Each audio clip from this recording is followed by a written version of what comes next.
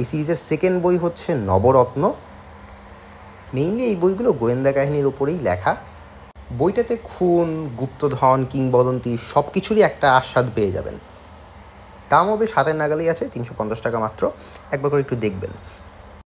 এছাড়াও দিবাকরদার আরেকটি সিরিজ লাল মিয়া ফকির এর প্রথম বই কালতন্ত্র, সেকেন্ড বইও এ বছরের বইমেলায় চলে এসেছে।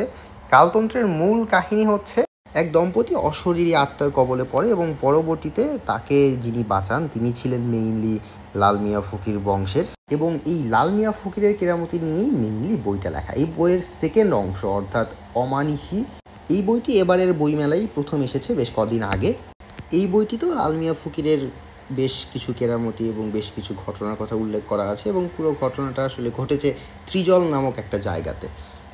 প্রোডাকশন বেশ চমৎকার এবং আমার কাছে প্রিন্টের কোয়ালিটি বেশ ভালো মনে হয়েছে, এবং প্রাইস হচ্ছে মাত্র 335 টাকা। মার্জুক রাসেলের লেখা হাওয়া দেখি বাতাস খাই, এটাও এবারের বইমেলার এক নতুন বই।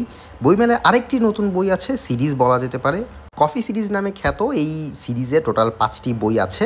তোশিকাজু কাওয়াগুচির লেখা এই সিরিজটার অনুবাদ করেছেন সাবেকুন্নাহার রিয়া, মুনিরা কায়সান, রেহনুমা রুবায়েত প্রাপ্তি এবং তাসফিয়া প্রমি। নামের উচ্চারণ ভুল করে থাকলে আমি সো সরি। এমনিতে বইয়ের প্রোডাকশনটা যথেষ্ট ভালো এসেছে, বইয়ের সাইজটা একটু বড়। উৎকর্ষ প্রকাশনের বইটা একটু কিউট, ছোট, সুন্দর, এটা একটু বড়, পড়তে আরামদায়ক।